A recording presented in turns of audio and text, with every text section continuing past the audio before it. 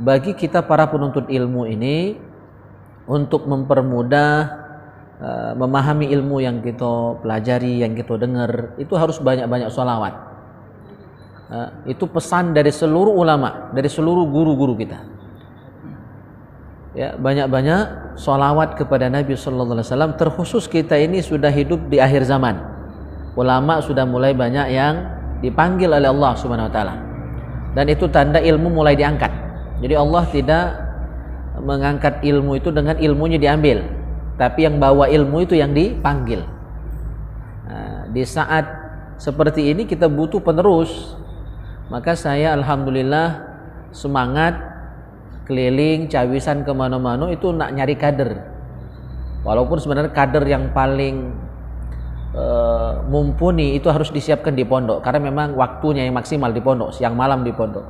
Tapi tidak juga kita boleh berputus asa bahwa kader itu bisa kita siapkan di masjid-masjid, di musola-musola. Kita butuh kader.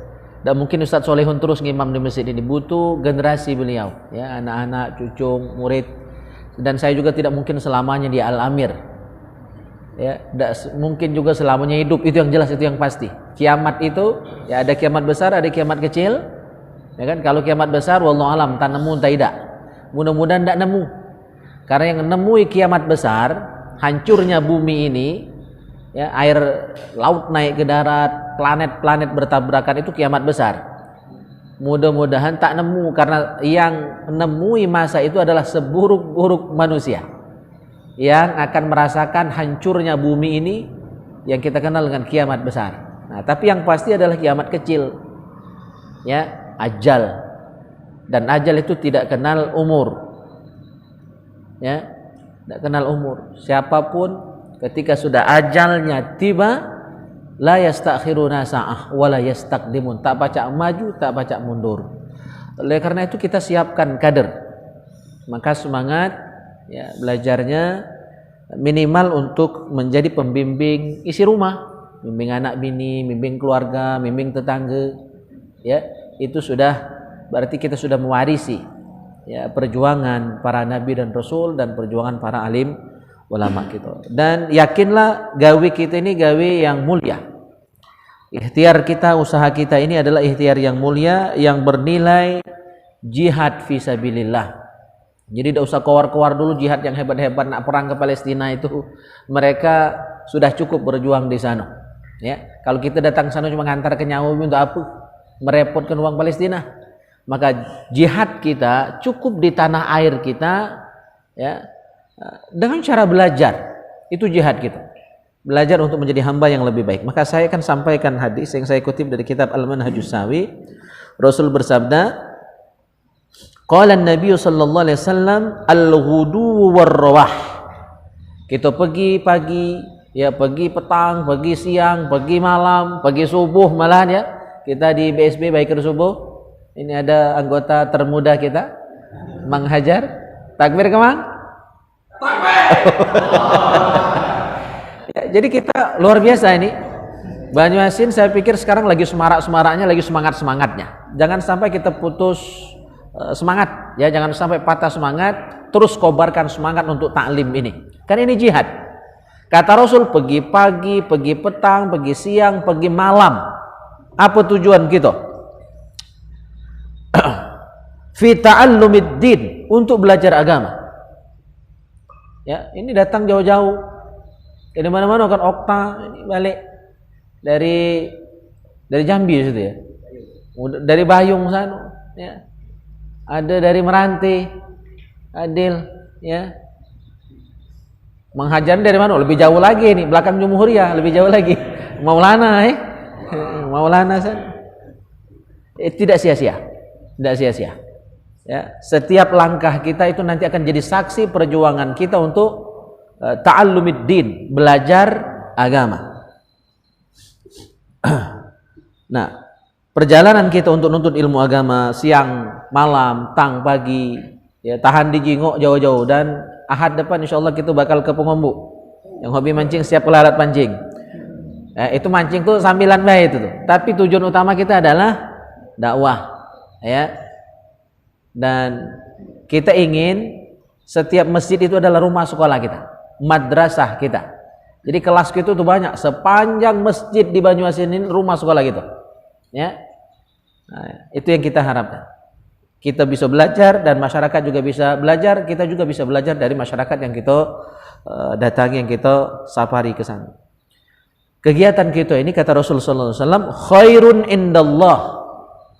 indallah, lebih baik di sisi Allah, ya, lebih baik menurut Allah minal jihad fi sabilihi, dari jihad di jalannya. Jihad yang asli itu kan mana yang perang musuh orang kafir, itu jihad yang asli. Nah, jihad dalam makna-makna yang lain itu sudah makna pengembangan dari jihad itu sendiri. Nah, Rasul katakan dibanding perang musuh orang kafir, ya, dengan kita belajar agama serius untuk menegakkan agama Allah ini, maka kalau dibanding lebih tinggi mana nilainya? Lebih tinggi kita belajar agama. Maka dalam kitab Ihya Ulumuddin ada hadis, nanti di hari kiamat darahnya para mujahid itu akan ditimbang dengan tinta penanya para ulama. Ya, darah para mujahid yang gugur di medan perang melawan orang kafir untuk menegakkan agama Allah. Para sahabat Nabi yang ikut perang dan para pejuang yang ikut perang itu nanti seluruh darahnya akan dikumpulkan, ditimbang jadi satu. Ya. Apa lawan timbangannya? Tinta pena para ulama untuk nulis kitab, untuk nashrul ulum, mendakwahkan ilmu, menyebarkan ilmu ke seluruh penjuru dunia Islam. Maka berarti ulama memang harus nulis kitab, tidak cuma cukup ngomong. Ya, alhamdulillah sekarang kita dibantu dengan dunia teknologi, ya. Walaupun tidak nulis kitab, di-share, direkam, ya, di-share. Itu sudah lumayan. Tapi tetap memang harus ada kitab yang ditulis, buku yang ditulis, risalah yang ditulis. Walaupun tidak tebal-tebal amat, 1000-2000 lembar jadilah, ya kan kayak ini ya. Dan memang saya dapat pesan dari Dr. Burlian Abdullah waktu saya ceramah Niguari di rumah Pak Kailani, orang tua dari Bu Camat. Beliau amanahkan saya untuk nulis kitab, ya, nulis kitab, bukan cuma ceramah kata beliau, supaya lebih luas jangkauan dakwah kita, dan supaya bisa nambahi timbangan tadi. Tinta penanya para ulama nanti ditimbang dengan darah mujahid, yang mana lebih berat? Ternyata lebih berat tinta pena para ulama, tanpa bermaksud meremehkan, ya, mujahid yang gugur di jalan Allah. Dan dua-dua ini pejuang, ya, mujahid berjuang dengan pedangnya, dengan senjatanya untuk menegakkan agama Allah, dan para ulama berjuang dengan lidanahnya, dengan lisannya, dengan kitabnya, dengan penanya, ya, kalau sekarang itu dengan jari-jarinya, ya kan, buat status di Facebook yang isi pencerahan untuk umat, bukan provokasi, ya, pencerahan. Kalau yang provokasi lah kebanyakan, tubuh nak ngadem kan, itu yang agak sulit itu nak ngadem kan. Jadi bahkan kita berada di posisi tengah-tengah, moderat, itu masih kena kato sekarang ini. Apalagi pro A, pro B, ya, pro sana, pro sini, sama kena katai. Kita sedang tengah-tengah, sebagaimana amanah Rasulullah, khairul umur awsatuha. Kita pengen mendamaikan ini, ya, tapi kita pun diserang. Oh, ustadz ini plan gitu, kan gitu. Tidak pro pemerintah atau tidak pro mujahid. Bahkan sampai ada korban gara-gara berada di posisi tengah-tengah itu. Niat kita yang tengah-tengah ingin mendamaikan seluruh pihak yang berselisih. Tidak mau pro sana pro sini, karena seluruhnya adalah anak bangsa. Seluruhnya umat Nabi Muhammad, ngapa nak ribut-ribut, ngapa nak saling kato, ngapa nak saling caci. Kita pengen damaikan, akorkan. Kan perintah Al-Qur'an itu. Ya, innamal mu'minuna ikhwah, seluruh kita bersaudara, yang namanya berdulur, fa aslihu baina akhwaikum. Damaikan yang berselisih, bukan memperuncing, ya, perselisihan. Nah, bahkan sampai makan korban orang-orang yang di posisi moderat itu, ya, di Suriah itu perang saudara. Jangan sampai Indonesia terjadi perang saudara seperti itu. Banyak ulama-ulama yang moderat seperti Asy-Syahid almarhum Profesor Dr. Syekh Said Ramadan Al-Buti. Beliau ulama yang paling disegani dan paling berpengaruh di dunia. Tapi gara-gara beliau moderat, disalahkan oleh yang pro pemerintah, disalahkan juga oleh para mujahid yang berjuang perang musuh pemerintah, perang saudara di sana. Sampai hari ini masih terjadi. Gara-gara tengah-tengah beliau disalahkan, dan lagi ngajar tafsir di masjid, dibom. Sehingga beliau meninggal lagi ngajar tafsir, dibom. Jadi zaman ini sudah zaman edan, zaman fitnah, ya. Jadi kita pun harus, ya, hati-hati. Tapi jangan surut oleh ancaman dan lain sebagainya. Asal kita gawe benar, gawe baik, tujuan kita benar, nak mendamaikan seluruh perselisihan yang ada, lanjut saja. Apapun halangan, rintangan. Bahkan ya, sudah banyak, misalnya Syekh Said Ramadan Al-Buti itu menjadi korban. Beliau rela, ya, demi persatuan umat Islam. Beliau tidak miluk-miluk sana sini, tak tengah-tengah, baik.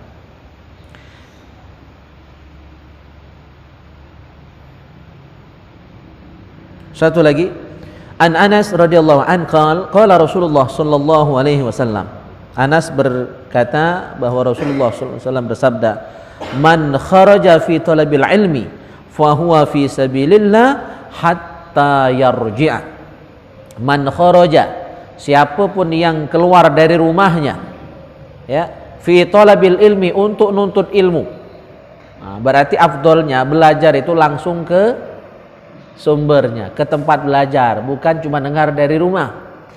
Walaupun baca dengar, cuma beda barokahnya, beda atmosfernya, beda, ya.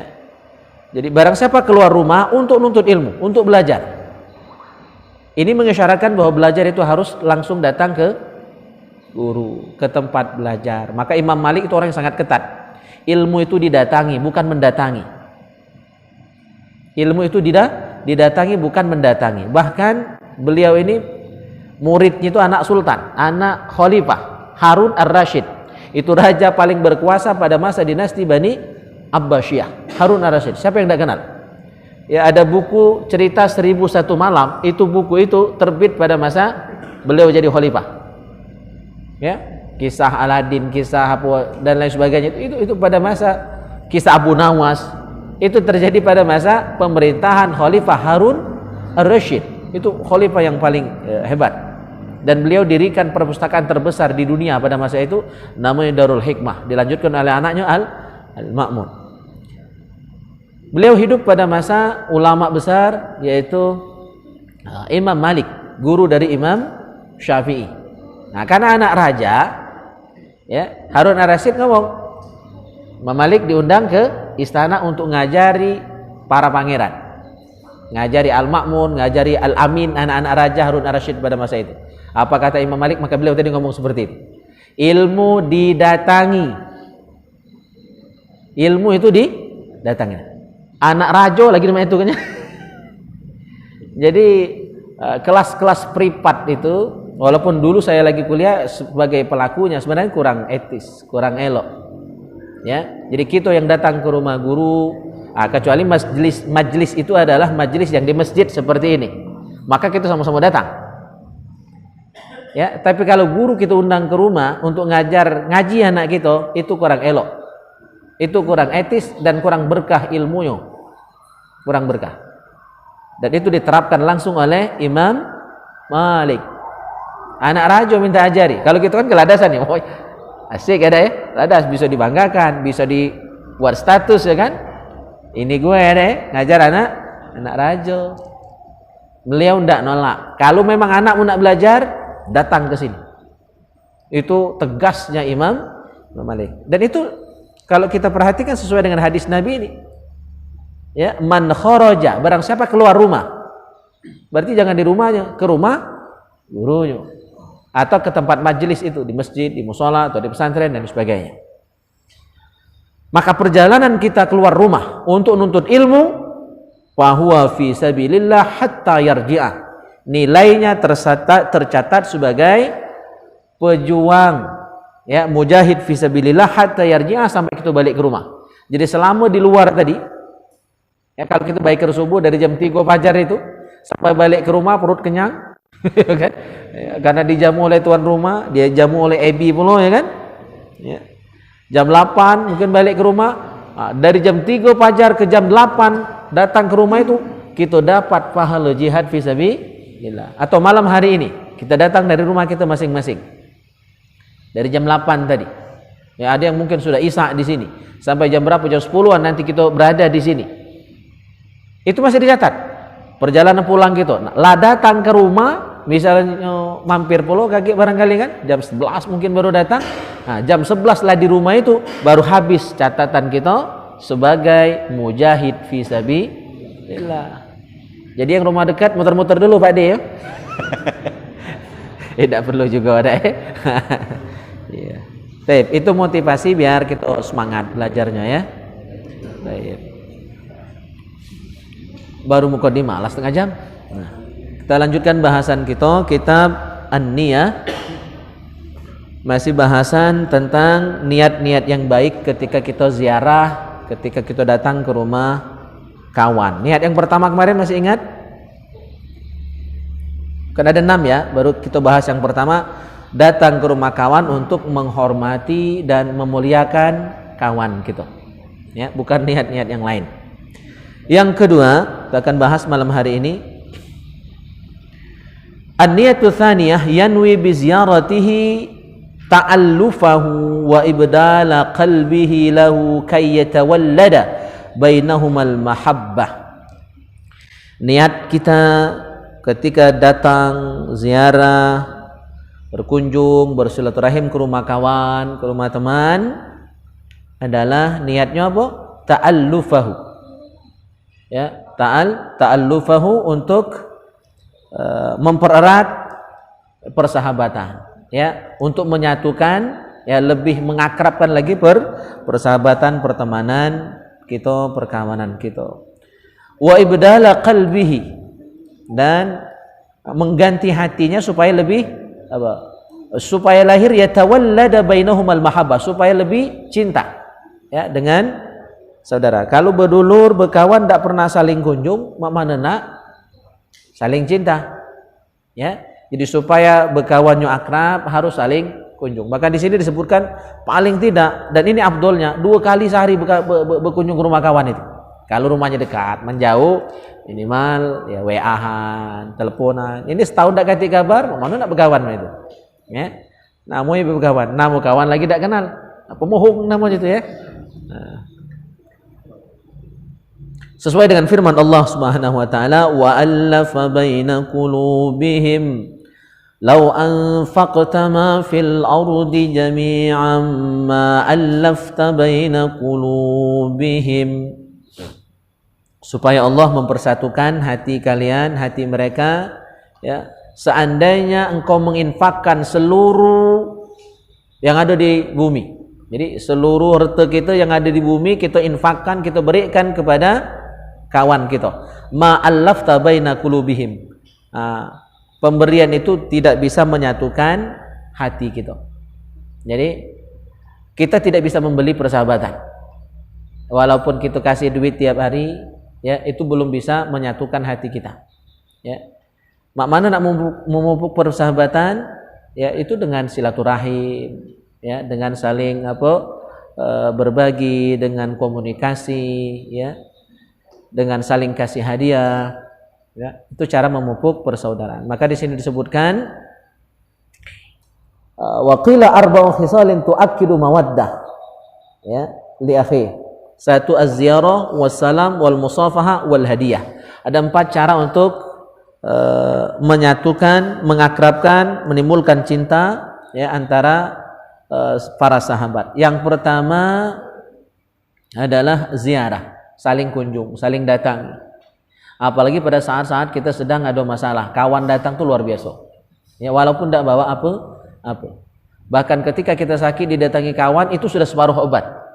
Nah, itu sudah separuh obat. Kalau tidak bisa datang minimal dengan cara WA zaman ini, ya, atau kirim audio doa, ucapan, ya, untuk membesarkan hatinya, itu sudah jadi obat. Ya, itu sudah jadi obat. Jadi ziarah, datang, ya, itu akan mengakrabkan persahabatan kita. Yang kedua salam.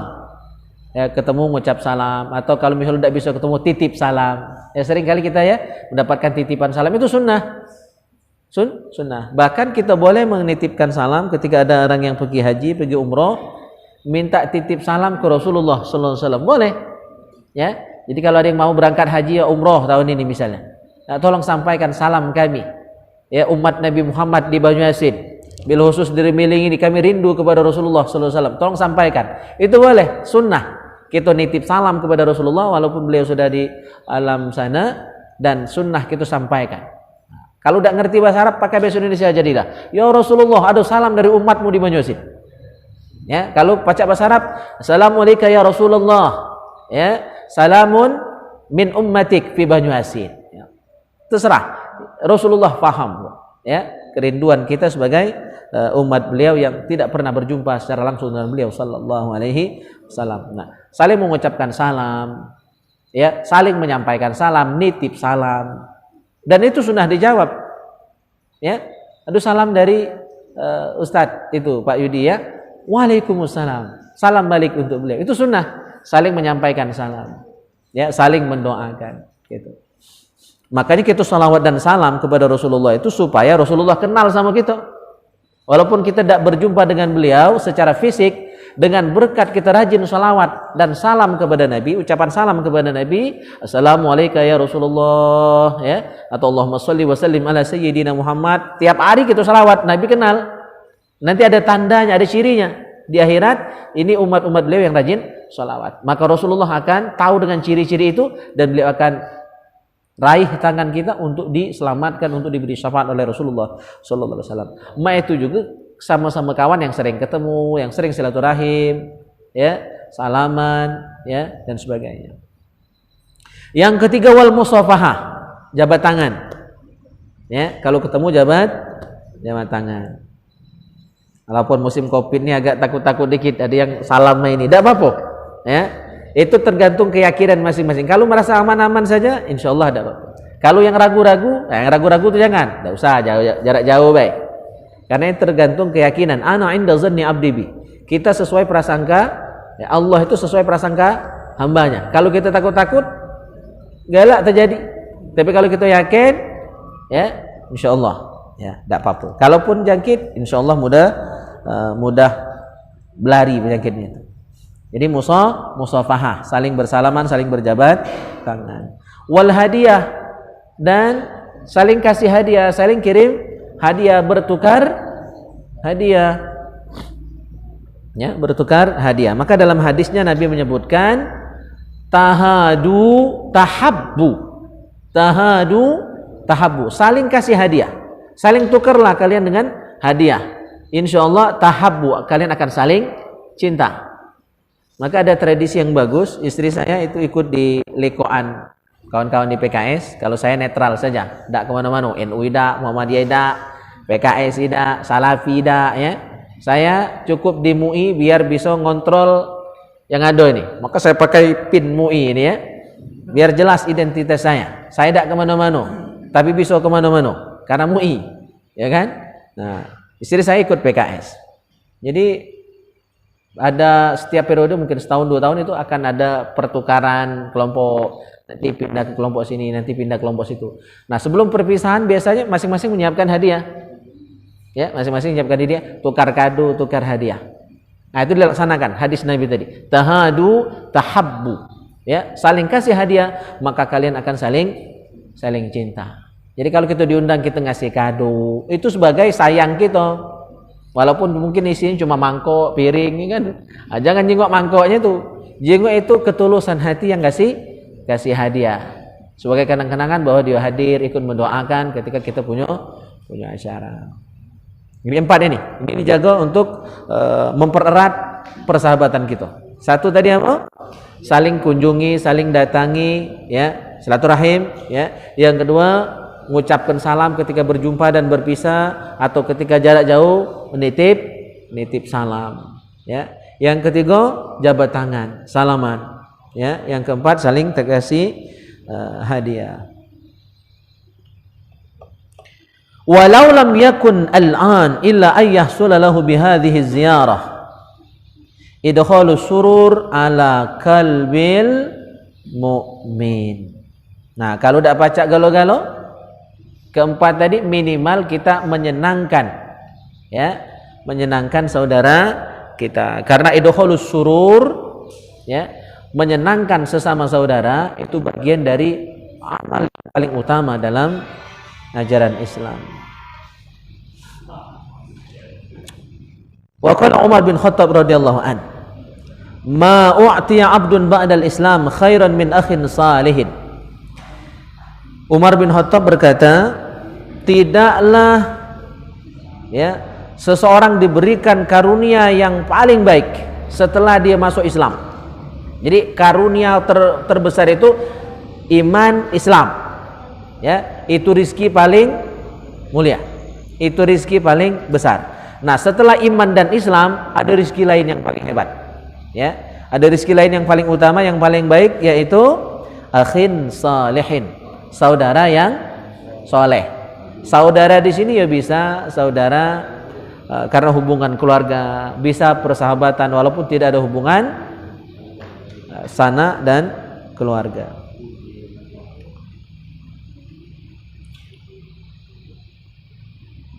Fa idza ra'a ahadukum wuddan min akhihi falyatamassak.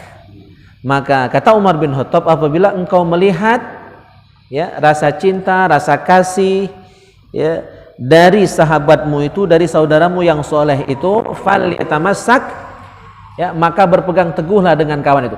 Itu akrabilah kawan itu. Ya, kalau kita menemukan kawan yang baik, maka jangan sampai putus hubungan dengan dia. Jadikanlah dia sebagai kawan dunia akhirat. Ya, kawan itu kan pacak nolong kita di akhirat kaget. Ya.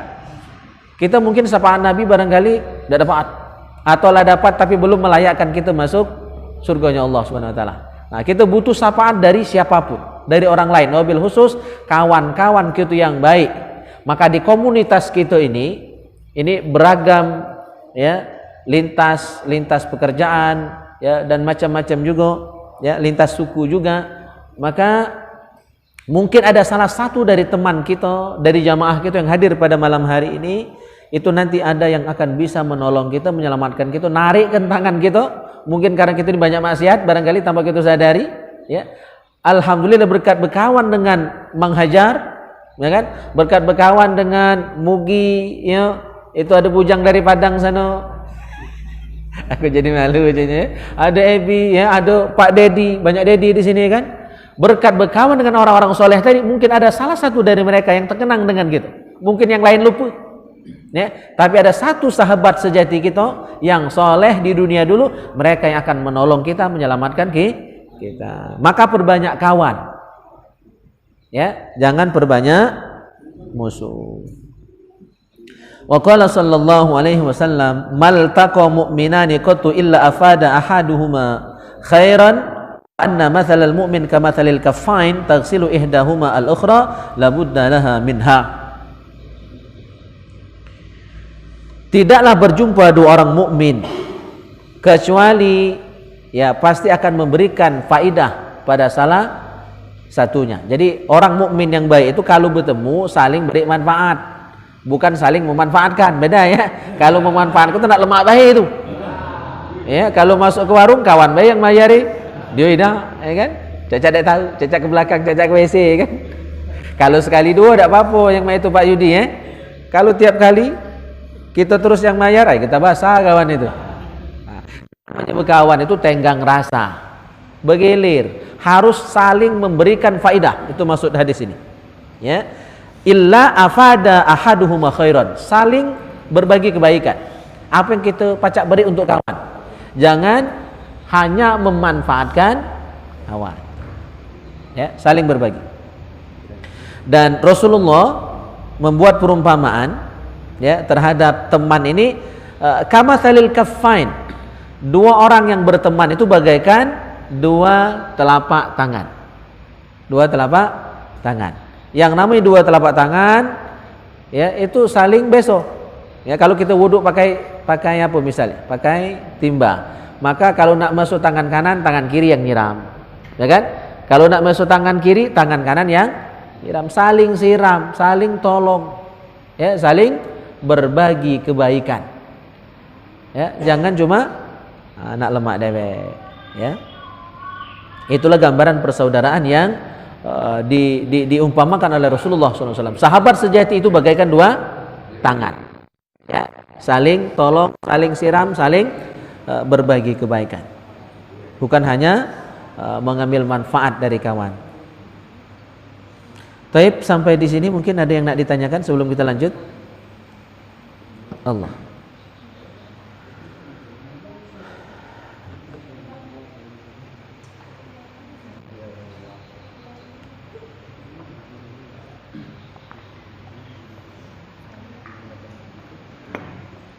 Oke, kita tambah satu lagi sebelum kita bahas fikih.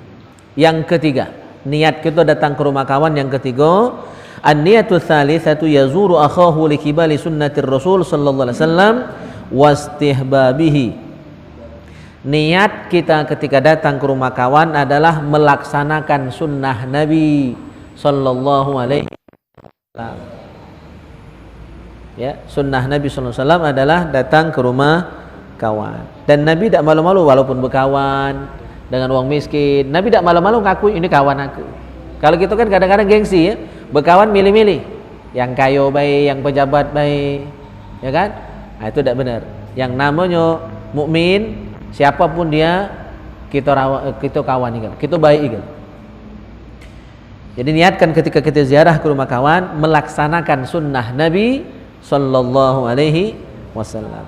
Bagaimana cara beliau? Ya, Rasul bersabda, "Ya Aba Razin, asy'arta anna ar-rajul idza kharaja min baitihi za'iran akhahu fillah." Wahai Aba Razin, apa pendapatmu? Ya, tentang seseorang yang apabila dia keluar dari rumahnya, tujuan dia datang ke rumah saudaranya. Maka kata Rasul sallallahu alaihi wasallam, ketika kita berkunjung ke rumah kawan kita, syayya'ahu sab'una alfa malakin, kita akan ditemani, dikawal, diiringi. Syayya'ah itu diiringi, ya, dikawal oleh sab'una alfa malakin, 70.000 malaikat. Cuma tak baca nyingoknya baik. Ya, jadi ketika kita datang ke rumah kawan, ya, atau kita baik ke subuh, ya, itu pastikan kita nak silaturahim, ada kawan kita di kampung situ, ya, niatkan silaturahim tadi. Begitu kita datang untuk silaturahim ke rumah kawan, maka malaikat ngiringi kita sebanyak sab'una alfa malakin, 70.000 malaikat. Yusalluna alaihi, malaikat tadi senantiasa bersalawat kepada kawan yang datang ke rumah kawannya tadi.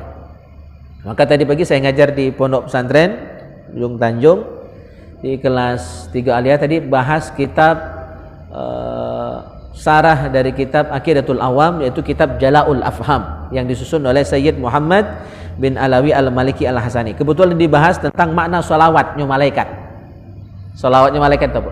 Jadi salawat itu artinya adalah ziyadatul in'am, tambahan nikmat karunia dari Allah Subhanahu wa taala. Dan makna salawat itu 3. Dalam kitab Jala'ul Afham tadi pagi baru saya bahas di pondok, salawat dari Allah, salawat dari sang hamba, salawat dari malaikat. Ada 3 macam salawat. Kalau salawat dari Allah, maknanya adalah rahmat Allah diberikan kepada yang salawat tadi. Itu makna salawat dari Allah. Kalau salawat dari hamba kepada Nabi Muhammad SAW, salawat dari kita, maknanya adalah doa. Ya, doa kita kepada Nabi Muhammad yang sebenarnya itu ngundang rahmat Allah ke kita. Doa tadi balik kepada kita yang salawat kepada Nabi sallallahu alaihi wasallam. Yang ketiga, salawat dari para malaikat. Maknanya adalah istighfar. Jadi ketika malaikat bersolawat kepada seseorang, artinya malaikat beristighfar kepada kita, kepada Allah untuk kita supaya dosa-dosa kita diampuni oleh Allah Subhanahu wa taala. Jadi ketika kita berkunjung ke rumah kawan, malaikat sibuk apa? Baca istighfar untuk kita yang silaturahim ke rumah kawan tadi. Dan yaqulun, mereka berdoa. Selain istighfar, para malaikat yang 70.000 tadi berdoa. Apa doanya? Rabbana innahu wasala fika fasilhu. Rabbana innahu wasala fika fasilhu. Ya Allah, ya Tuhan kami, sesungguhnya hambamu ini dia datang ke rumah kawannya, nak wasala fik, menyambung silaturahim dengan kawannya, fika, karena engkau ya Allah. Ya, fik di situ maksudnya dia datang karena Allah, ikhlas datang ke rumah kawan, bukan karena ada hajat, ya, bukan cuma karena ada loka, ada kepentingan, bukan ada rasan baik, ya. Walaupun sekalian boleh, sebenarnya boleh, ya. Cuma jangan jadikan rasan tadi tujuan utama Pak RT ya. Ya Allah, dia ini datang ke rumah kawannya nak nyambung silaturahim dengan kawannya, ikhlas karena engkau ya Allah, bukan karena tujuan yang lain.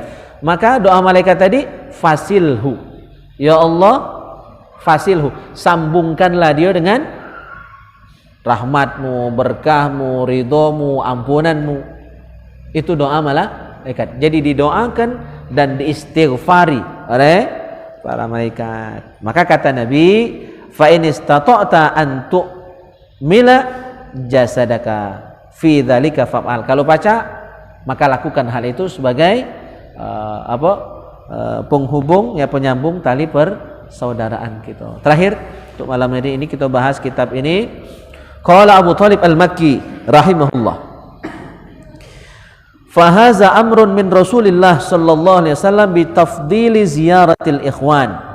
Wa qala Anas bin Malik, kana Rasulullah sallallahu alaihi wasallam idza ghabar rajul. Nah, ini cara Nabi berkawan. Sebenarnya kawan Nabi itu adalah murid-murid beliau, tapi Nabi saking tawaduknya, murid itu tidak disebut murid. Sahabat Nabi itu kan murid Nabi sebenarnya. Itu bentuk tawaduknya Nabi. Kalau kita kan kadang-kadang, oh ini muridku nih, apalagi dengan kesan maksudnya minta muliakan, minta agungkan. Nah, itu keliru ya. Nabi itu muridnya hebat-hebat, jadi khalifah Abu Bakar, Umar, Utsman, Ali, itu murid Nabi kalau. Tapi beliau tidak sebut murid, sahabatku, ashabi ya. Nah, bagaimana cara Nabi dengan murid-muridnya yang kita kenal dengan istilah sahabat Nabi.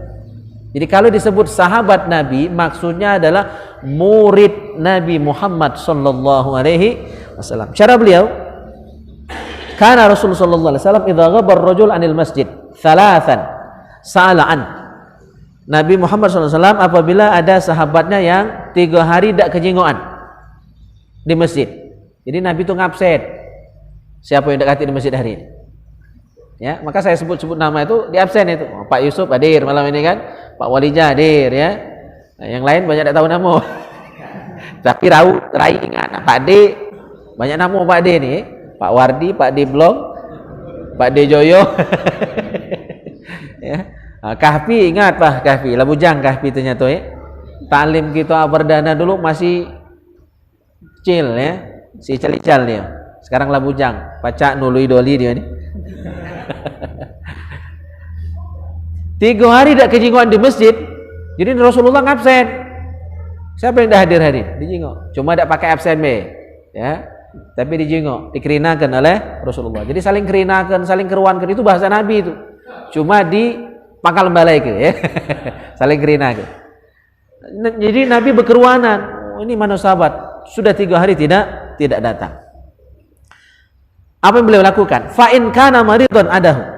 Kalau informasi sudah didapat ternyata sahabat yang tidak datang 3 hari tadi sakit, Nabi membesuknya. Nah, ini kalau pengurus masjid menerapkan manajemen ini Pak Walija, saya yakin ramai masjid. Dan ternyata ya yang di luar itu ya, yang pakai salib itu mereka menerapkan itu. Cuma sayangnya mereka terapkan juga untuk yang muslim, untuk dimurtadkan. Ya. Maka kita harus beluruan dengan dulur-dulur kita yang berada di bawah garis kemiskinan, itu akan sangat mudah untuk dimurtadkan. Dia sakit, diobati. Maka rumah sakit Caritas itu kan rumah sakit misi sebenarnya. Hati-hati bawa ke sana. Apalagi yang buntu. Kalau yang sugih insyaallah aman. Ya, yang buntu boleh bebas berobat, tapi ada catatan. Hati-hati di sini. Ya. Nah, maka kita harusnya juga dakwah dengan cara itu. Ya. Para jamaah masjid kita keruankan, kalau sakit kita besuk. Ya. Dan boleh sah-sah saja dana masjid dipakai untuk berobat jamaah. Ya. Walaupun sekarang mungkin belum banyak yang bisa menerima itu. Tapi sebenarnya bisa dipakai. Itulah guna uang kas, bukan cuma untuk masjid baik, tapi memakmurkan, ya, untuk jamaah-jamaah yang memang membutuhkan, yang ada usaha kecil kita bantu, itu bisa. Yang berobat mungkin tidak kati BPJS, ya, dan mendesak untuk berobat, bisa dipakai kas-kas itu. Atau kalau takut khawatir, pisahkan kasnya, buat celengan 2, celengan untuk masjid sama celengan untuk kepentingan sosial misalnya. Jadi terserah masyarakat nak masukkan kecelengan mana. Yang kas sosial tadi, nah itu bisa digunakan untuk kemakmuran jamaah atau untuk membantu jamaah-jamaah yang membutuhkan. Karena orang yang fakir itu sangat rentan. Nabi sudah wanti-wanti, kadal fakru ayyakuna kufron. Hampir-hampir kefakiran itu, kemiskinan itu membawa orang kepada kekafiran, mudah dimurtadkan. Bawa sekardus mie, bawa sekarung beras, ditukar dengan iman. Kalau lemah iman, selesai. Ya, nah, itu dakwah gitu juga itu. Ke depan harus seperti itu. Maka ekonomi kita harus kuat. Jadi jihad kita saat ini belajar agama dengan baik dan juga memperkuat ekonomi supaya muslim-muslim yang fakir itu bisa dinaikkan derajatnya, tak fakir lagi, dan juga diperkuat imannya dengan belajar. Jadi ilmunya dikuatkan, ya, ekonominya juga dimantapkan. Insyaallah aman, ya, gitu. Nah, jadi kalau yang sakit didatangi oleh Rasulullah sallallahu alaihi wasallam.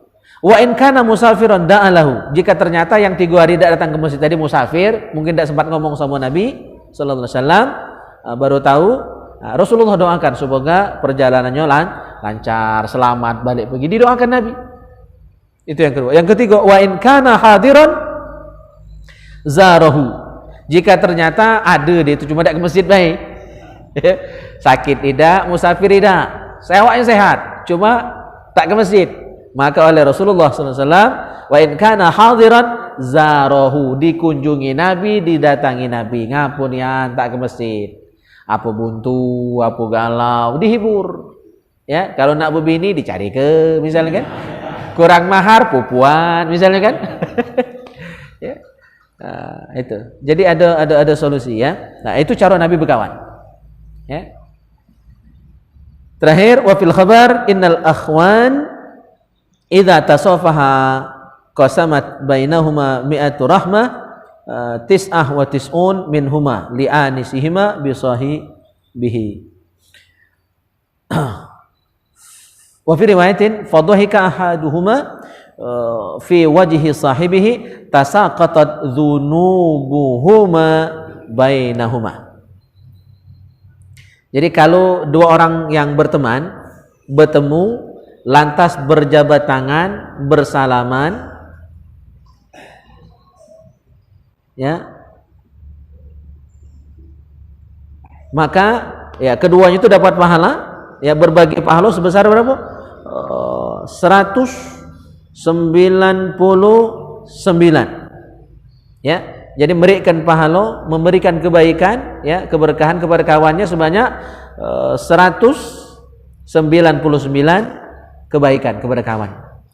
Dalam hadis lain disebutkan, apabila dua orang sahabat bertemu lalu, ya, bercanda, tertawa, ya kan, maka berguguran dosa antara mereka berdua tadi.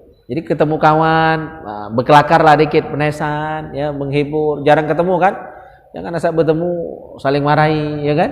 Ini bertamuan, ya, asik karena ketemu kawan lama. Nah, ketika kita bertamuan, ketemu dengan kawan tadi, tertawa, bukan menertawakan, ya. Kalau menertawakan itu kesannya negatif. Tertawa, ladas, riang, ketemu menghajar itu kan senang luar biasa. Takbir kemang. Kalau ngantuk mamang tuh. Ngantuk beliau jadinya, ya. Tukang takbir ngantuk. Jadi ladas ketemu kawan, tertawa, senyum nyengok kawan kita datang, ya, itu menggugurkan dosa, ya, orang dua berkawan tadi. Masya Allah, ya, luar biasa, ya, persahabatan dalam Islam itu. Baik, cukup. Ada nak ditanyakan sebelum kita bahas fikih? Allah, kepanjangan bahasan tadi, ya. Karena biasanya pertanyaan ini fikih itulah. Walaupun bahasan tauhid masih nanya fikih, ya kan, bahasan akhlak masih nanya fikih. Baik. Bahkan di acara MUI dialog Ramadan itu kadang-kadang kita kan ngundang Pak Polisi, ya, bagian humas di polisi biasanya Pak Hibni kita undang untuk ngisi di radio. Beliau kan polisi, menerangkan tentang, ya, masalah keamanan. Yang nanyo, yang telepon masih nanyo hukum fikih. Nah, itu memang biasa di mana-mana ya. Nah, asal pertanyaan itu fikih itulah biasa. Kita bahas fikih kalau main itu. Ya. Masih tentang salat jamaah. Tentang salat jamaah. Wa muqaranatuhu ay muqaranatul ma'mum al-imam fi af'alin wa kad aqwalin ghairu taharrumin makruhatun ka takhallufin anhu awil imam ila firaghi ruknin wa taqaddumin alaihi bibtidaihi. Jadi bersamaan dengan imam dalam perbuatan, dalam ucapan, hukumnya makruh. Merangi imam itu hukumnya makruh. Jadi harus belakangan, bukan barengan. Ya. Nah, kecuali tidak makruh, tapi bahkan haram. Barengan dengan apa? Barengan dengan takbiratul ihram. Ya, imam baru takbir Allahu Akbar, kita Allahu Akbar belum tuntas imam. Ah, itu hukumnya haram. Jadi sholat kita tidak sah. Kalau nulu yang lain atau barengan dengan yang lain, barengan misalnya ruku, barengan i'tidal, barengan sujud. Nah, itu hukumnya tidak batal, cuma makruh saja. Nah, tapi bahaya makruh itu. Ya. Kalau kita melakukan hal-hal yang dimakruhkan dalam sholat berjamaah, maka sholat kita sah jamaahnya, tapi tidak mendapatkan pahala jamaah, kan rugi. Sah sholatnya memang, dan jamaahnya itu sudah dianggap sholat berjamaah, tapi tidak dapat pahala jamaah. Paham maksudnya Pak RT? Ya, sah sholatnya sudah menggugurkan. Kalau bagi yang berpandangan bahwa sholat jamaah itu wajib, sudah gugur kewajiban. Kalau yang berpendapat bahwa sholat berjamaah itu sunnah, maka sudah dapat kesunahannya, tapi tidak dapat pahala jamaah. Artinya nilainya tetap siko, padahal bisa dapat 27. Ya kan? Kalau berjamaah di masjid jami bisa dapat 500 kali lipat pahalanya. Tapi orang dapat 500 tadi. Kalau gerakan kita, ucapan kita bersamaan dengan imam. Jadi harus nyusul, itu yang paling sempurna. Imam sudah sempurna, Allahu Akbar. Imam sudah bersedekap, baru kita Allahu Akbar. Imam sudah ruku, Allahu Akbar. Lah sudah ruku, Pak. Tangannya sudah di lutut, posisinya sudah ruku, sudah menunduk, baru kita Allahu Akbar untuk ruku. I'tidal, sami Allahu liman hamidah.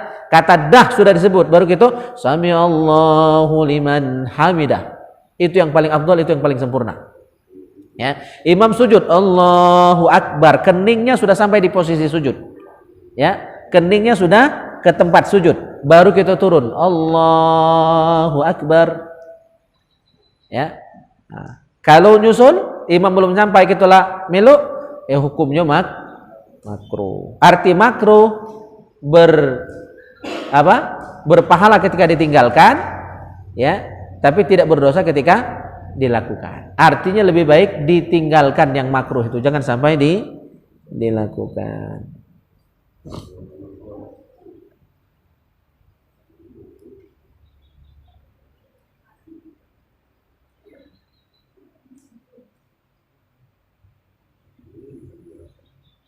Nah, kemakruhan ini hanya berlaku pada hal-hal yang hanya ada pada sholat berjamaah. Jadi misalnya kita dului imam atau barengan dengan imam pada hal-hal yang tidak berkaitan dengan sholat jamaah, tidak pengaruh. Misalnya tasbih, baca tasbihnya mungkin lebih dulu selesai, atau mungkin baca tahiyat awal kita mungkin lebih dulu selesai, itu tidak jadi masalah. Atau tahiyat akhir, karena kita bacanya cepat, imam bacanya lambat, kita selesai lebih awal. Nah, itu tidak masalah, Pak. Ya, karena itu tidak terkait dengan sholat jamaahnya. Sholat jamaah itu kan tentang fi'linya, naik turunnya, gerakan rukunya, i'tidalnya, sujudnya. Nah, itu kalau mendahului tidak sah, kalau barengan makruh. Tapi dalam masalah bacaan misalnya tahiyat tadi tidak apa-apa dulu. Atau sholat sir, kalau dibaca jadi panjang ya, saya sampaikan saja maknanya. Kalau sholat sir, zuhur sama asar misalnya, kadang-kadang kita selesai lebih awal kan dari imam mungkin baca ayat agak panjang, ya, sehingga kita selesai Fatihah lebih dulu, langsung baca surah. Kebetulan surah yang kita baca pendek belum kan, Al-Ikhlas, ya pasti dulu selesai. Imam tadi baca Wadduha. Kan kalau kita salat zuhur asar itu kan baca masing-masing, Pak, ya. Kita Fatihah dewek-dewek, surah juga dewek-dewek. Nah, kemungkinan karena kita takut ketinggalan imam, ya, kita baca surah yang pendek. Jadi kita selesai lebih awal dari imam. Tidak makruh. Ya, karena bacanya sendiri sesewangan masing-masing. Ya, boleh, tidak makruh pada saat seperti itu. Bahkan bisa jadi wajib. Nah, di sini diterangkan di bagian mana tadi? Ya, bahkan bisa jadi wajib kita membaca Al-Fatihah ketika kita tahu imam itu dia cuma baca Fatihah baik kalau sholat zuhur sama asar. Kan sering terjadi nih. Kita baru baca doa iftitah, imamlah ruku. Nah, berarti imam itu cuma baca Fatihah baik. Doa iftitah dia tinggalkan, dia langsung baca Fatihah. Surah tidak dibacanya. Nah, kalau imam seperti itu, kita juga meninggalkan doa iftitah, ya, kita juga meninggalkan surah, cukup baca Al-Fatihah. Ambil yang wajib baik daripada kita ketinggalan. Nah, hukumnya kalau imam hanya membatasi diri pada membaca Al-Fatihah saja, maka kita pun juga hanya membaca Al-Fatihah. Nah, ini kalimatnya. Walau alima anna imamahu yaktasiru 'alal Fatihah lazimahu ay yaqra'aha ma'a qiraatil imam. Apabila kita yakin bahwa imamnya hanya membaca Al-Fatihah saja. Ya, kita yakin imam tadi cuma baca Fatihah dan kita sudah sering jadi makmum dia. Pasti cepat tuh lah. Nah, kemungkinan besar imam tadi cuma baca Fatihah. Maka makmum wajib membacanya bersama-sama imam. Ya, ini juga berlaku pada sholat jahriyah. Misalnya sholat maghrib, isya, subuh, itu kan sholat jahriyah. Imam ini setahu kita asal baca cepat terus dan ayatnya pendek kalau kita nak baca Fatihah setelah Fatihah imam tidak akan sempat. Ya, setiap ayat yang dia baca pendek dan cepat. Sementara Fatihah itu 7 ayat, yang dia baca kulhu terus setiap kali sembahyang misalnya kulhu cuma 4 ayat. Ya kan? Dia baca cepat, tak terkejar kita baca Fatihah. Nah, menghajar pada saat seperti itu wajib hukumnya kita membaca Fatihah bersamaan dengan imam. Jadi waktu imam baca Fatihah kita langsung milui Fatihah imam. Cuma sir. Ya, sir. Jadi imam baca Fatihah kita ngiring ke baca Fatihah imam. Ya, pada saat seperti itu saja. Tapi dalam kondisi normal, imam yang memang sesuai aturan, ya, maka Fatihah makmum kapan? Setelah Fatihah imam. Imam baca Fatihah kita dengar, imam diam kita baca Fatihah, kira-kira kita selesai Fatihah, imam baru baca surah. Itu yang paling afdol. Tapi seandainya tidak demikian, imam tadi asal baca ayat pendek itulah, cepat itulah, dan kita tidak sempat baca Fatihah sebagai makmum, maka wajib kita, bukan hanya boleh, wajib Fatihah kita barengan dengan imam. Nah, pada saat seperti itu sholat kita tetap sah dan tetap dapat pahala jamaah. Imam yang nanggung salah tadi. Ya, imam yang nanggung salahnya.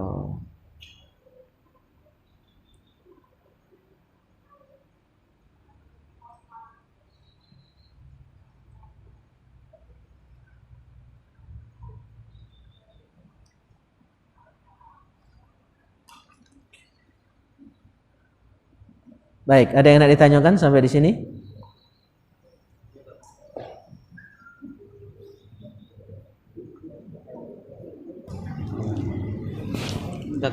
Ya.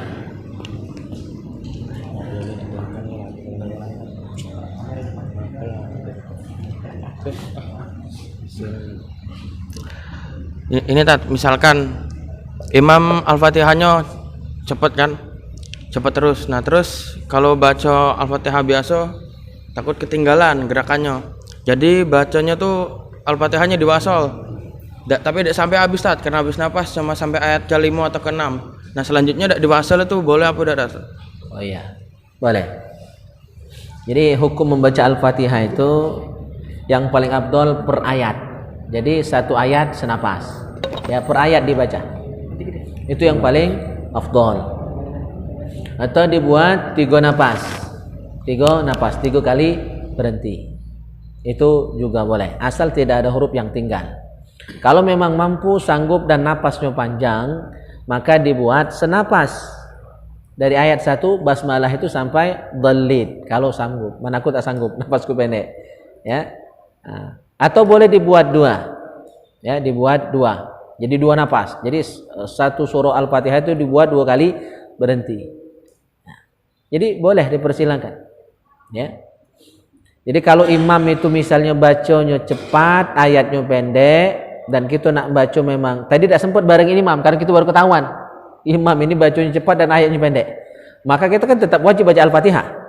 Jadi dikebutkan baca Al-Fatihah, silakan baca senapas asal tidak ada satupun huruf yang tinggal.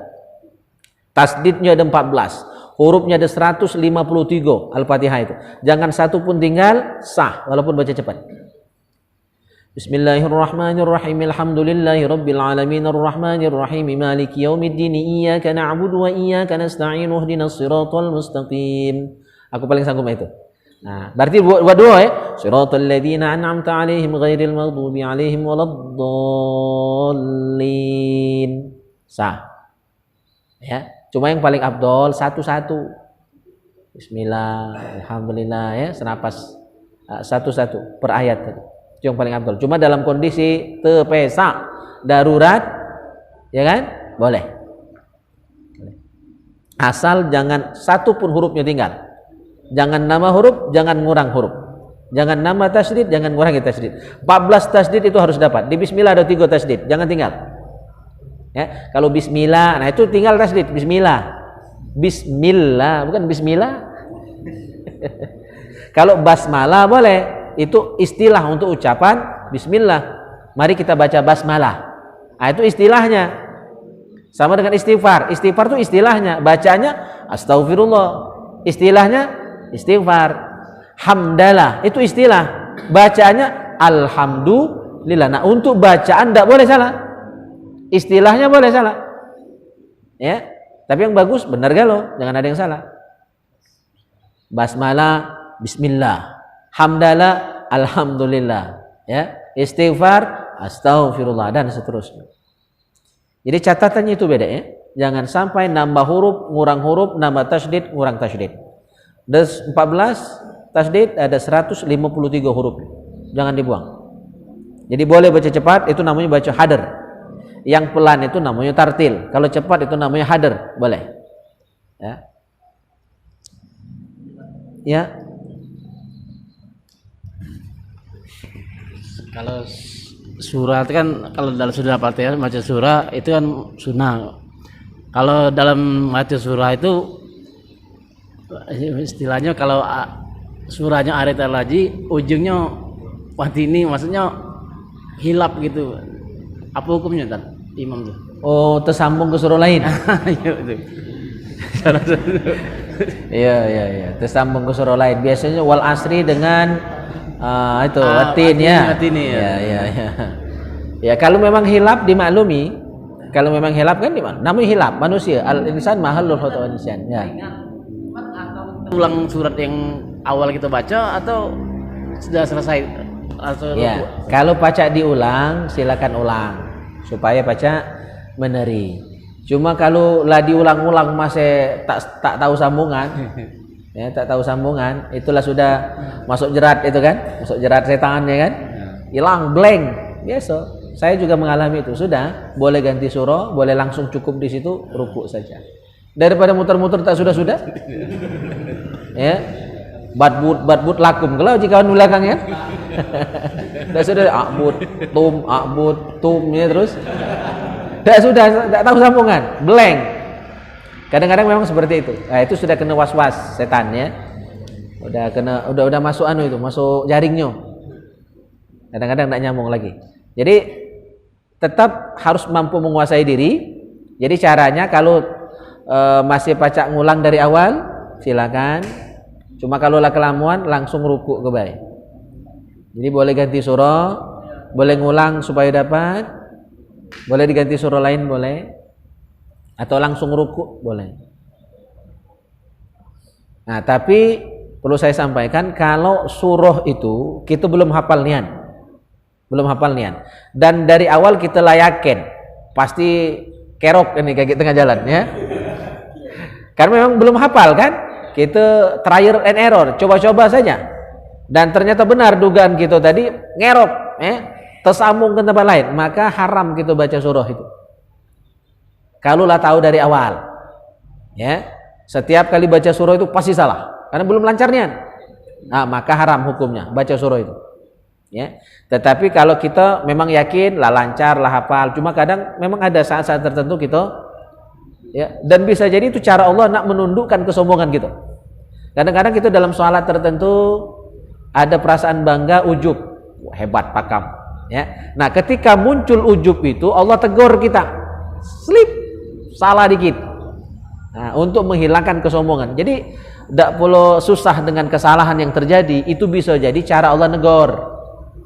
Kau tadi sempat sombong, kau tadi sempat bangga, ya sadar bahwa itu salah. Istighfar dalam hati banyak-banyak. Ya, kalau pacak nyambung laju, kalau tidak cukup di situ atau ganti surah.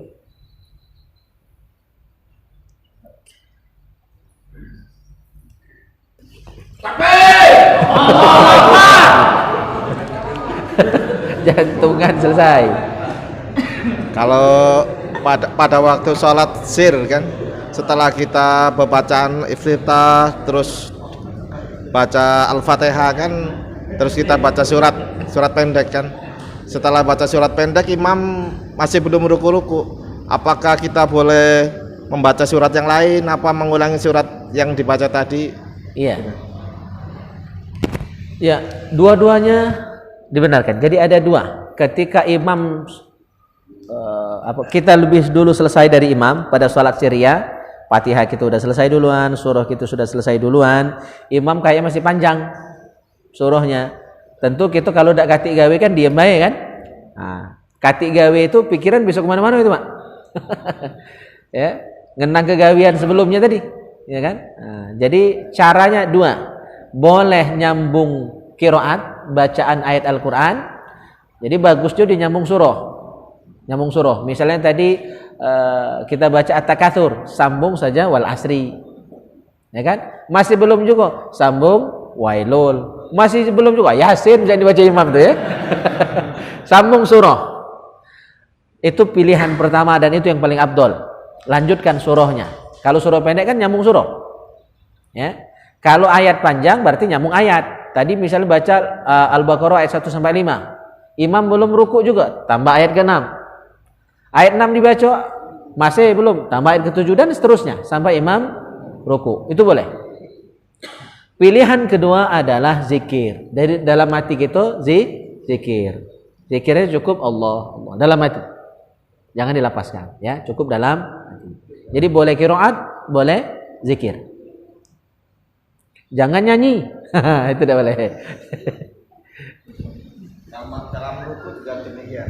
Dalam bacaan ruku kita sudah 3 kali, imam tanya belum berdiri. Oh iya. Untuk ruku dan sujud ada larangan baca Al-Quran pada waktu ruku dan sujud. Itu dilarang, makruh. Ya. Jadi kalau kita ruku, ya lah 3 kali imam belum berangkat, belum iktidal ya, tambah saja. Jadi tambah tasbihnya, ya, tambah yang ganjil. Tadi 3. Belum, tambah 5. Belum juga iktidal, tambah terus 7. Belum, tambah 9, tambah 11. Terus buat ganjil-ganjil terus. Ya. Nah, kalau tak berangkat caknya barangkali imam telah berlari. Aduh ya, ada orang berani penesan dalam sholat seperti itu ada. Kejadian di Banyuasin inilah, di Pangkalbala inilah.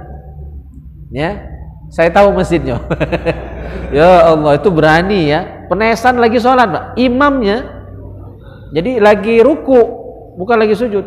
Jadi lagi ruku, imam tadi penesan maksud dia, berkelakar. Jadi langsung berlari ninggalkan jamaah. Itu kenyataan di kita sini. Nauzubillah min dzalik. Jangan terjadi.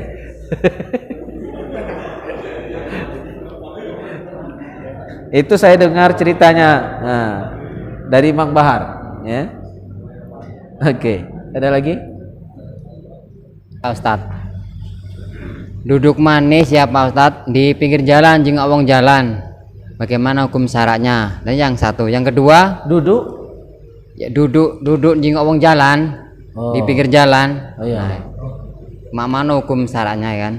Nah, yang kedua, bawa motor dengan knalpot keras tuh. Nah, suara kerasnya itu bagaimana juga hukumnya? Dah. Ya, al-muslim man salimal muslim min lisanihi wa yadi. Itu jawabannya hadis Nabi sallallahu alaihi wasallam. Orang Islam yang baik itu adalah ketika muslim lainnya selamat dari kejahatan dirinya, kejahatan tangannya, kejahatan lisannya. Itu. Jadi itu muslim yang tidak baik ketika orang terganggu dengan lisan kita, ya, dengan perbuatan kita. Nah, duduk-duduk di pinggir jalan itu perbuatan yang sia-sia. Ya, dan besok haram.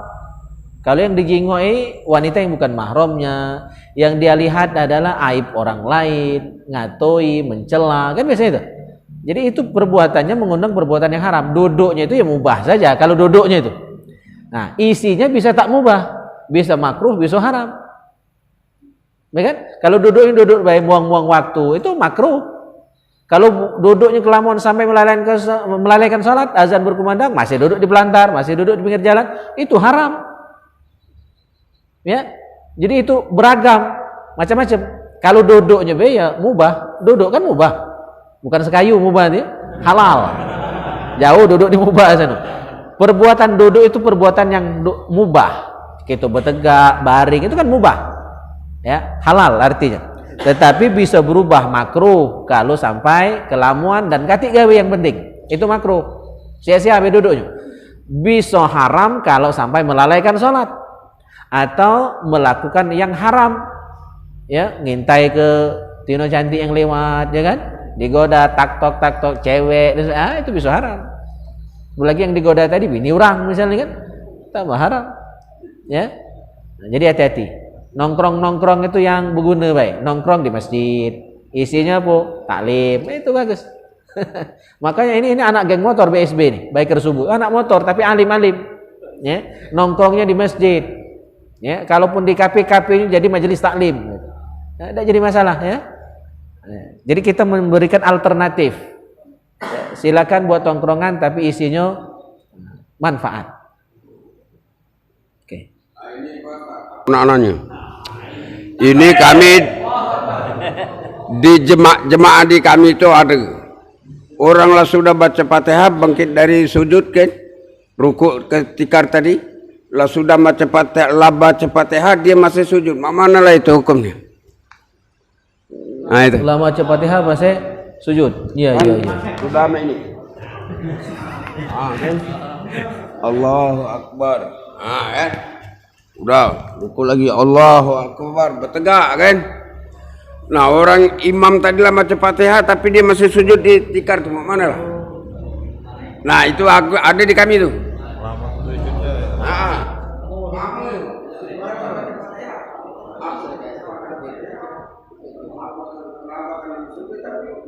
Ya, itu makruh.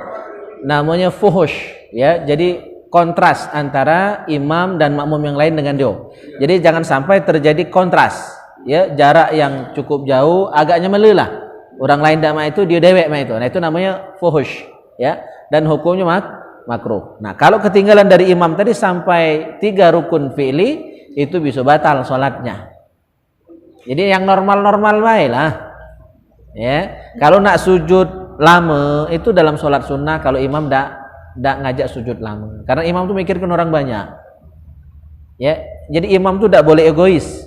Walaupun kita biasa sujud lama, tetapi kita harus ngerinakan jamaah. Ada orang tua, ada yang orang lagi ada hajat, ada musafir. Jadi imam itu mempertimbangkan banyak hal. Nah, maka imam tidak boleh egois. Kadang-kadang kita kan nuduh imam, imam ini dengan sujudnya kan. Jadi kita nak melamukan imam itu nimbang seberapa jumlah jamaah dengan segala kendaknya, hajatnya, tabiatnya. Itu kan pemimpin itu, imam pemimpin salat. Jadi dikerina ke gala, nak disenangkan gala, nak didapatkan gala ke hajatnya itu. Nah, kita ini dewek. Kadang-kadang ya kita nuduh imam macam-macam. Jadi kalau nak puas sujud lama-lama itu salat sunnah. Kalau ketika salat wajib imam dah ngajak sujud lama. Ya, di salat sunnahnya. Atau cukup di rakaat yang terakhir, di sujud yang terakhir. Itu pun tidak boleh terlalu lama. Imam lah salam tuh masih sujud. Itu fuhush juga. Ya, terlalu kontras. Tak elok. Ya, adabnya kurang bagus. Jadi jangan galak nyemelu itu ya. Ada hadis itu, man syazza syazza finnar, barang siapa galak nyemelu pulu di neraka. Iya, jadi jangan galak nyemelu. Galak keluar dari rombongan, ya, keluar dari grup itu tidak boleh.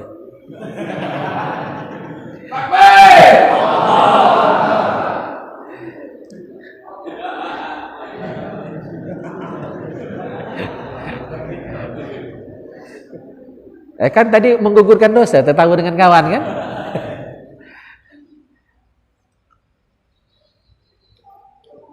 Masih? Kalau katik cukup.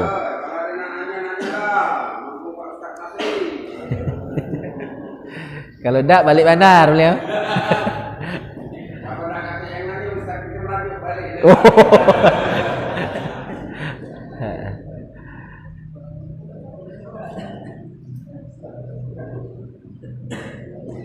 Oke, cukup ya? Masih?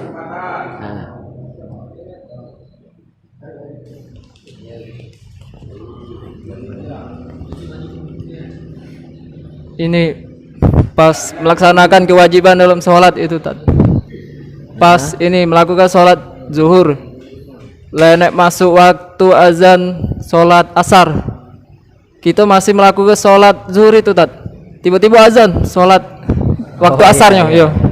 Pak mana itu hukumnya Iya, terima kasih ya. Ya, sholatnya tetap sah, lanjutkan saja, jangan dibatalkan. Ya, lanjutkan saja. Cuma jadikan pelajaran, jangan ngulangi lagi cara itu. Itu termasuk fawailul lil musallin. Ya. Ancamannya celaka. Wail itu juga maknanya neraka wail. Jadi orang yang sholat tapi masih diancam masuk neraka itu yang sholat ditunda-tunda sampai habis waktu. Tapi untuk secara hukum, sholatnya tetap sah dan lanjutkan saja. Walaupun 4 rakaat zuhur tadi, 2 rakaat di waktu zuhur, 2 rakaat sudah di waktu asar. Lanjutkan saja. Ya, lanjutkan saja. Tidak usah kan seperti itu. Sholat yang habis waktu pun masih tetap wajib. Jadi kodok namanya. Jadi kodok, bukan kodok ya. Jadi kodok, sholat kodokan. Jadi tetap wajib, lanjutkan sampai selesai. Kalau sesekali tidak apa-apa itu. Ya, jangan tiap hari. Ya, lanjutkan saja. Masih ada? Yang jomblo-jomblo?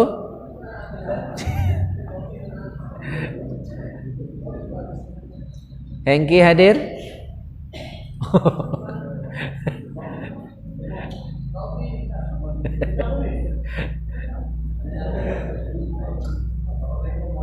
Oh, ada.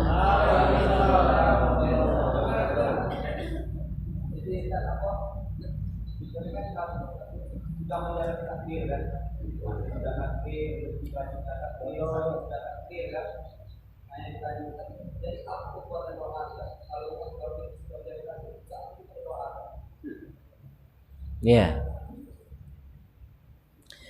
Baik, segala sesuatu yang terjadi itu atas kudrat iradatnya Allah Subhanahu wa taala. Bahkan kita bisa berdoa, bisa ibadat, bisa hadir di sini bagian dari takdir Allah juga. Alhamdulillah, syukuri.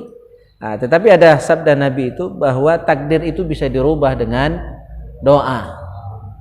Takdir bisa dirubah dengan doa. Ya. Nah, tinggal kita berupaya berikhtiar dan berdoa terus. Mudah-mudahan doa kita itu sesuai dengan kudrat dan iradatnya Allah. Tapi tetap hak Allah, hak prerogatif Allah untuk ngabulkan doa kita. Nah, kita kadang-kadang kan kepedean. Wah, ini hujan ini karena aku berdoa ini, karena aku mimpin sholat istisqa tadi ini hujan ini. Itu sombong. Ya. Kita cuma menjalani saja. Hak ngabulkan itu hak Allah Subhanahu wa taala. Ya, terus berdoa. Dan walaupun tidak kabul uji kita doa kita itu, di akhirat kita akan terpesona di akhirat nanti. Ternyata kita mendapati amalan yang tak pernah kita gawekan. Kita nyangka tidak pernah beramal sebanyak ini. Ternyata amal sebesar itu dapat dari mana? Dari doa yang tubuh baca tiap hari walaupun tak kabul. Ya. Nah, ternyata diganti oleh Allah di akhirat nanti dengan tumpukan amal yang berlipat ganda, sehingga paca meratkan timbangan amal kita. Jadi artinya dikabulkan bagus, tak dikabulkan bagus, tak dikabulkan berarti jadi tabungan. Kalau dikabulkan mungkin kita habis di situ. Yang penting jangan tinggal berdoa terus. Itulah senjata kita. Doa silahul mukmin. Doa itu senjatanya. Ya, orang beriman. Doa mukhul ibadah. Doa itu otaknya ibadah. Ya, otaknya ibadah, intisarinya ibadah. Doa terus. Aku tahu doamu. Tak di dunia di akhirat. Bidadarilah nunggu. Asal berajin bersih ke masjid.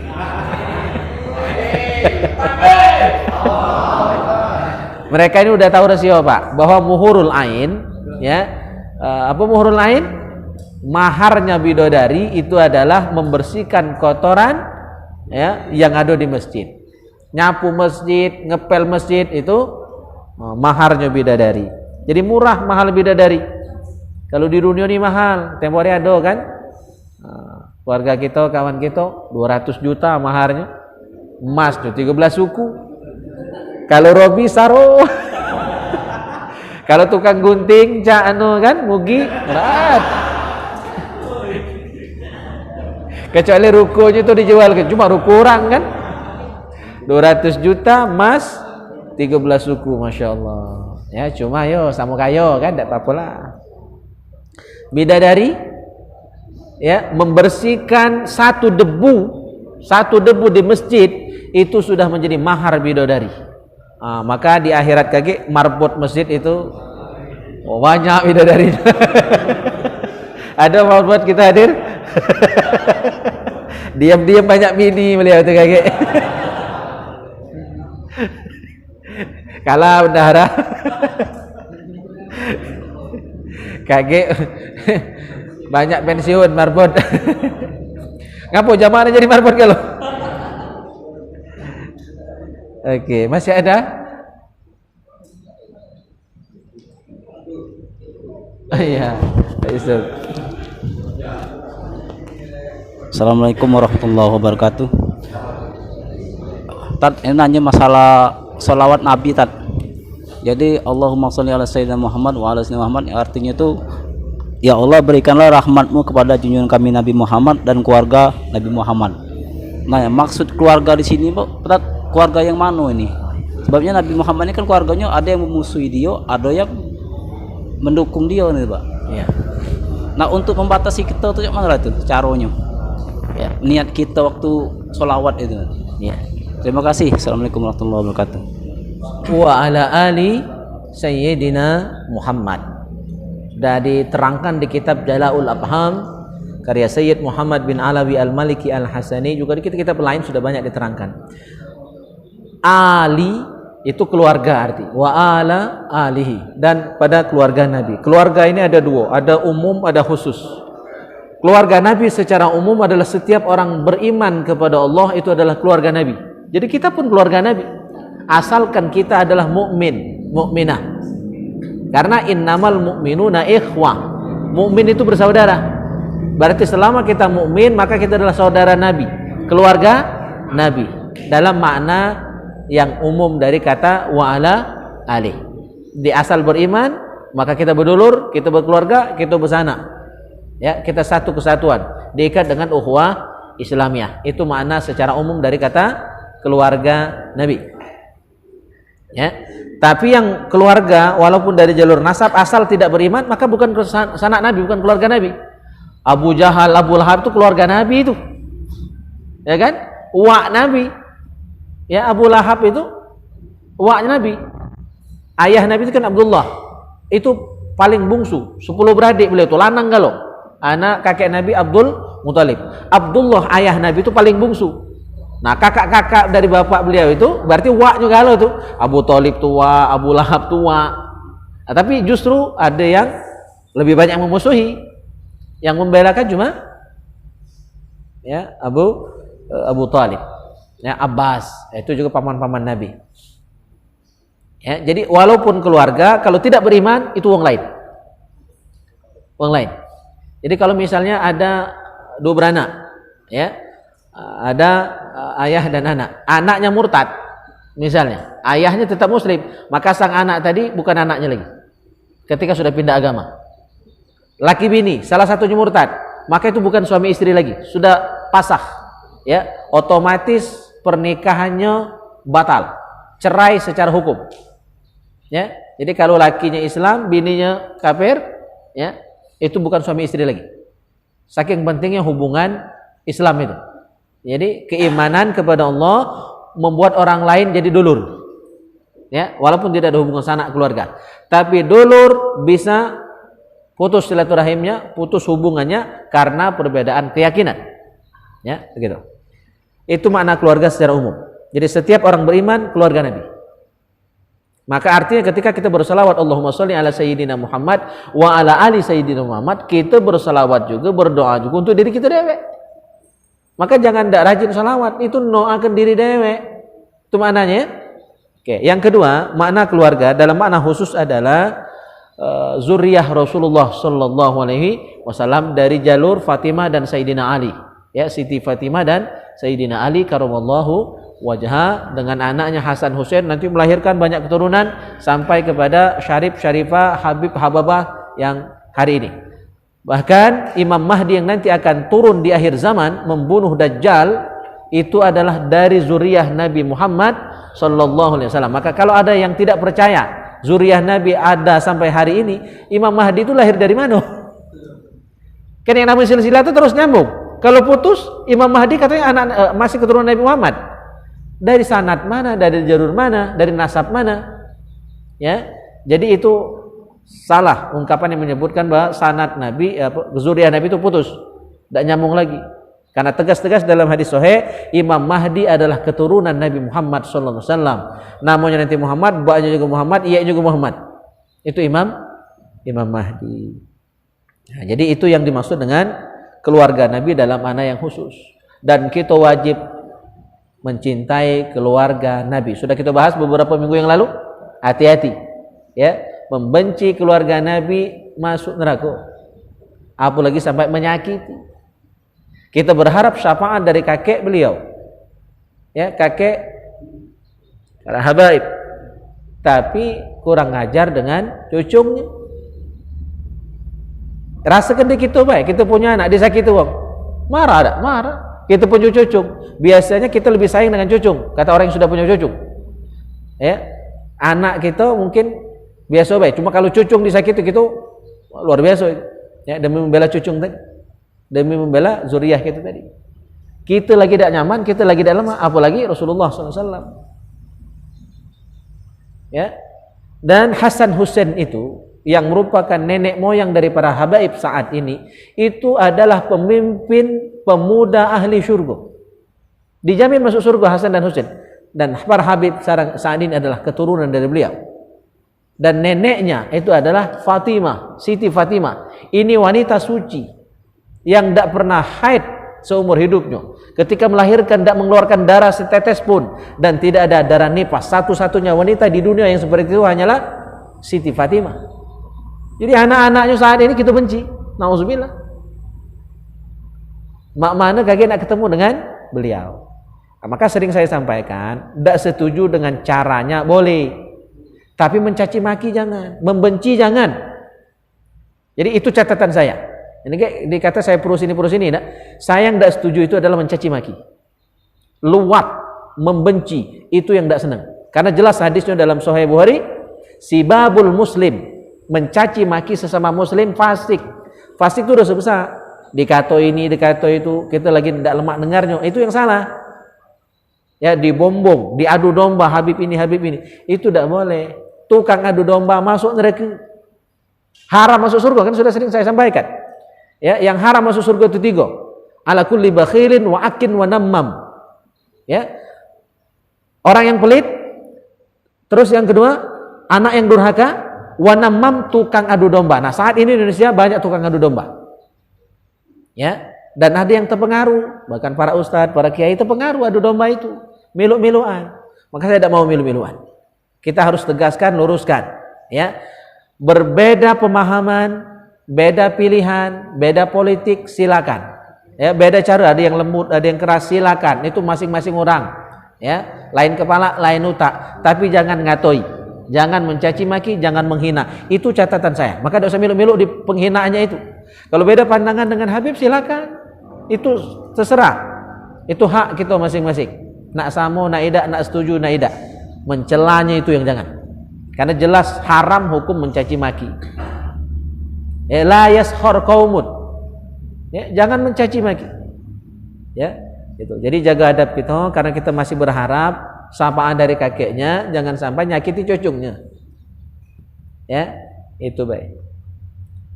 Saya tidak dalam kepentingan membela siapa-siapa karena seluruh orang wajib kita hormati. Nabi bersabda, "Man adza dzimmiyan faqad adzani." Jadikan hadis itu tolok ukur ya. Barang siapa menyakiti kafir zimmi, coba jelas, kafir zimmi, nyakiti mereka sama dengan nyakiti aku Nabi. Jelas hadis itu. Itu sudah standar paling tinggi bagi saya. Kafir zimmi itu kafir itu tahu kafir?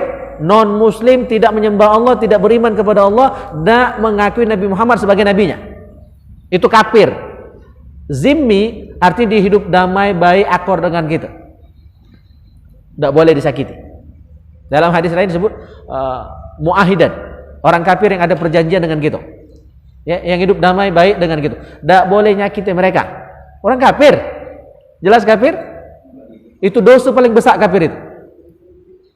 Ya, dosa paling besar itu kafir, musyrik, itu adik-beradik. Kata Nabi, menyakiti mereka faqad azani, maka dia menyakiti diriku. Bayangkan. Sekarang kita mafhum mukhalafahnya. Berarti kalau nyakiti anak Nabi, cucung Nabi, keturunan Nabi, lebih lagi. Lebih lagi. Kita berkawan, ada yang nyakiti kawan kita, marah tak kita? Marah kan? Nah sekarang, bukan kawan, anak kita yang disakiti. Cucung kita yang disakiti. Lebih marah. Kawan kita disakiti lagi kita marah, apalagi anak kita, cucung kita. Nah, jadi sekarang tuh buka logika kita. Saya berharap semuanya berpikir jernih saat ini, bukan faktori dilatari oleh kebencian. Kalau kita lah benci, itu sulit untuk berpikir jernih, sehingga yang dimenangkan adalah nafsu. Jadi jangan mikir pakai nafsu, tapi pakai akal yang jernih. Sebagaimana Buya Yahya, itu silakan tonton videonya ada di YouTube. Itu sudah sangat netral komentar beliau, sangat netral. Apa yang perjuangan beliau? Ya, saya tidak perlu ulas apa omongan Buya Yahya. Jadi kembali ke pertanyaan Pak Yusuf tadi, keluarga Nabi itu dua, secara umum seluruh orang mukmin. Ya, secara khusus adalah zuriyah Nabi dari jalur Siti Fatimah dan Sayyidina Ali dan Hasan Hussein. Itu ribuan di seluruh dunia. Tidak usah ragu karena mereka punya catatan. Di Indonesia ini ada Robitohnya, ya, ada organisasinya. Itu sejak tahun 1928. Jadi bukan baru sekarang-sekarang ini. Kalau tidak percaya di Habibnya Nabi bukan, jingok Robitohnya itu, Robitoh Alawiyah. Ada catatan kalau di sana. Kita ini tidak berkeruanan catatan keluarga. Ada yang tidak tahu nama Ye. Ya, kita nih. Ada yang tidak tahu nama Ye. Ada yang tidak kenal dengan Misan. Ya kan? Itu kita. Jangan samakan cara kita dengan para habaib. Mereka sangat terstruktur, tertulis. Mereka pun menikahnya ketat. Saya tahu persis karena saya 9 tahun ngajar di pondok pesantren Putri Az-Zahra. Jadi bukan ecak-ecak, saya bergaul, ya, ngajar banyak para habaib, anak-anaknya, bahkan pimpinan Ariyat Pusat Palembang itu Ustadz Hamid, ya, itu murid Said Muhammad bin Alawi Al-Maliki, anaknya itu ada 2 beradik atau 3 beradik, Afro yang tua itu saya gurunya ngajar, ya. Jadi tahu persis, bukan omong doang. 9 tahun saya ngajar di Zahro sana, ya. Jadi kalau kita marah apa lagi? Selama kita masih berharap sapaan Nabi, jangan berani membenci, mencaci maki. Tidak setuju, kurasa Rasul masih bisa memaklumi. Biasa kan, beda pikiran. Ya, beda pilihan politik, ya, 01, 02 itu biasa. Itu tidak bisa menjadi asbab kita masuk neraka, tidak itu. Tidak bisa menjadi asbab kita tidak dapat sapaan Nabi, tidak. Kalau pilihan 01 dan 02 itu tidak jadi masalah. Ya, tapi mencaci Nabi, mencaci maki cucunya itulah jelas. Padahal sesama kita saling kato, itulah sudah haram. Sesama kita saling kato. Aku ngato Ustaz Solihin misalnya, dikato macam-macam, haram. Apalagi yang punya nasab mulia. Ya, jangan berani-berani itu. Beda pikiran boleh, jangan mencaci maki. Itu catatan dari saya. Tapi mungkinlah dulu menghajarlah teman mangkut ngantuk itu. Nah, ini saja. Masya Allah, semangat ya, luar biasa. Ini saja ta'lim kita tutup dengan doa kafaratul majlis. Subhanakallahumma wa bihamdika asyhadu an la ilaha illa anta astaghfiruka wa atubu ilaik. A'udzubillahi minasyaitonir rajim. Bismillahirrahmanirrahim. Alhamdulillahirabbil alamin. Allahumma salli wa sallim ala sayyidina Muhammad wa ala ali sayyidina Muhammad. Allahumma ja'al jam'ana hadha jam'an marhuma wa tafarruqana min ba'dihi tafarruqan ma'suma. Allahumma inna nas'aluka minan ni'mati tamamaha wa minal ismati nawamaha wa minal rahmati shumulaha wa minal afiyati husulaha wa minal 'aishi arghadahu wa minal umri as'adahu wa minal ihsani atammahu wa minal in'ami a'ammahu ومن الفضل أعذبه ومن اللطف أنفعه ربنا آتنا في الدنيا حسنة وفي الآخرة حسنة وقنا عذاب النار صلى الله على خير خلقه محمد وعلى آله وصحبه أجمعين والحمد لله رب العالمين تقبل الله منكم.